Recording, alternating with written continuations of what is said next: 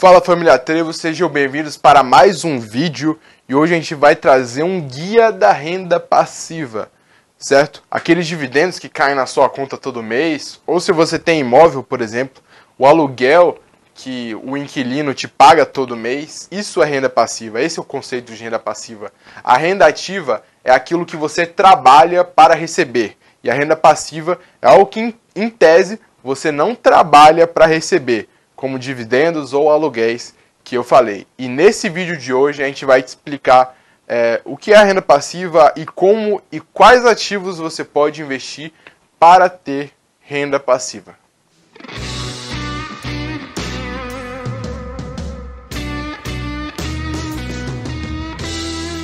Uma das maiores discussões que a gente tem entre os investidores é aqueles investidores que preferem ter uma carteira previdenciária, ou seja, uma carteira que busque a renda passiva, e os growth investors, que são os investidores de crescimento, que buscam empresas de crescimento para aumentar o patrimônio. E essa é a disputa entre os investidores que preferem o aumento de patrimônio com ganho de capital e os investidores que preferem a renda passiva, certo? E lógico que você não precisa estar entre nenhum extremo. Você pode estar querendo empresas que dão dividendos, mas que também cresçam. Lógico que empresas que dão dividendos também podem crescer, e eu vou explicar um pouco sobre isso agora. E agora, já falando um pouco mais de bolsa de valores, de empresas, e lógico que existem vários outros ativos que você pode investir para receber renda passiva, mas falando especificamente de bolsa de valores, as empresas que distribuem mais dividendos, elas vão ter um certo problema. Imagine uma empresa que distribui bastante dividendo. Essa empresa ela vai retirar o dividendo do seu lucro líquido. Ela vai pegar esse dinheiro que ela tem no seu lucro líquido e vai repassar para os acionistas. Esse dinheiro do lucro líquido, se ela não distribuísse para os acionistas, ele poderia ir para o caixa da empresa ou poderia servir como investimento. E uma empresa que distribui mais dividendos, ela vai ter menos capacidade de investimento. E tendo menos capacidade de investimento, consequentemente, ela vai ter menos capacidade de crescimento. E essa é a disputa entre investidores de crescimento e carteira previdenciária. Os investidores que buscam empresas de crescimento, eles buscam empresas que não necessariamente distribuam muito dividendos e que de preferência não distribuem tanto, porque essa empresa ela vai ter mais dinheiro para investir. Imagine a Amazon. A Amazon não distribui nenhum dividendo para os acionistas, mas ao invés disso, ao invés de distribuir parte do seu lucro líquido para os acionistas e para os sócios, ela vai pegar esse lucro líquido, jogar para o caixa ou pegar esse dinheiro e reinvestir na empresa. E reinvestindo na empresa, eles vão crescer. E as pessoas que são sócias da Amazon, elas acreditam que não precisa me dar dividendo, já que a equipe da Amazon, Jeff Bezos e os outros diretores que a Amazon tem, eles conseguem ter uma capacidade de investimentos, um retorno com o investimento que eles vão ter vai ser muito maior do que o próprio investidor na Amazon vai ter. E agora eu vou falar sobre alguns ativos que distribuem renda passiva, que podem te dar uma renda passiva. A primeira, que foi a que a gente estava discutindo agora, é justamente sobre as empresas, aquelas empresas que distribuem dividendos. Como eu falei, existe o prós e contras de empresas que distribuem dividendos. Os prós são que você vai receber os dividendos da empresa como renda passiva, e o contra é que esse dinheiro vai sair do lucro líquido da empresa que ela mesma poderia estar investindo. Outro ativo que você pode estar investindo para receber renda passiva foi um que a gente até já fez um vídeo aqui, que é sobre previdência privada, que é uma renda passiva, só que mais para o longo prazo, não para o curto prazo. E a gente vai deixar aqui na bio ou aqui um card para você clicar e ver o vídeo que a gente falou tudo sobre previdência privada, como que você escolhe uma boa previdência privada e consegue ter uma renda passiva no futuro.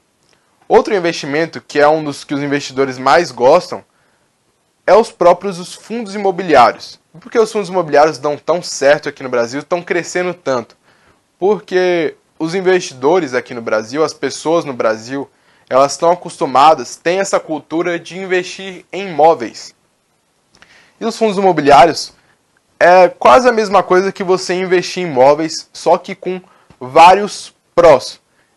Você pode investir no fundo imobiliário com menos de R$100, você tem uma diversidade de investimentos muito maior do que você teria se investisse diretamente em imóveis, porque imagine, você tem 200 mil e vai investir em um imóvel, mas se você tem 200 mil e investe num fundo imobiliário, aquele fundo imobiliário ele pode investir em vários prédios, um prédio em São Paulo, um prédio na Bahia, um prédio em Minas Gerais, e vai ter uma diversidade muito maior do que você ter poucos inquilinos. O prédio vai ter mais diversidade de inquilinos e mais segurança, digamos assim.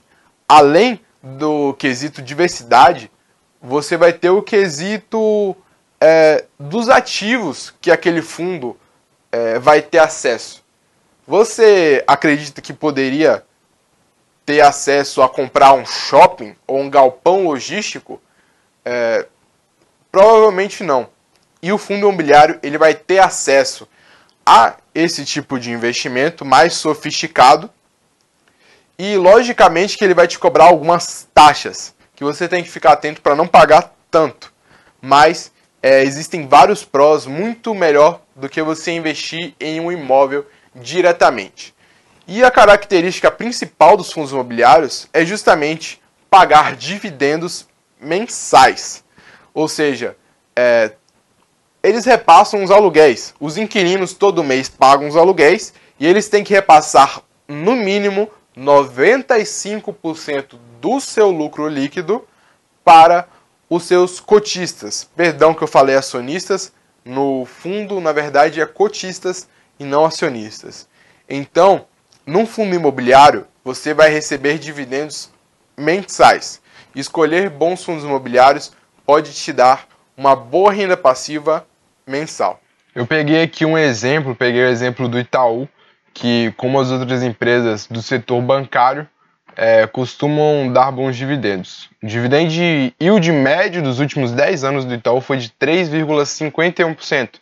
E agora vem o exemplo que eu coloquei aqui, como se você tivesse investido no Itaú R$10 mil há 10 anos atrás e começou a fazer aportes mensais de R$100 constantemente.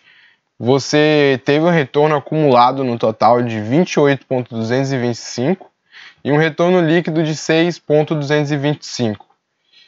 O que daria um retorno dos dividendos se fossem reinvestidos de 28,3%. E isso, lógico, sem contar a valorização que o Itaú teve no período, só contando a renda passiva, os dividendos, certo?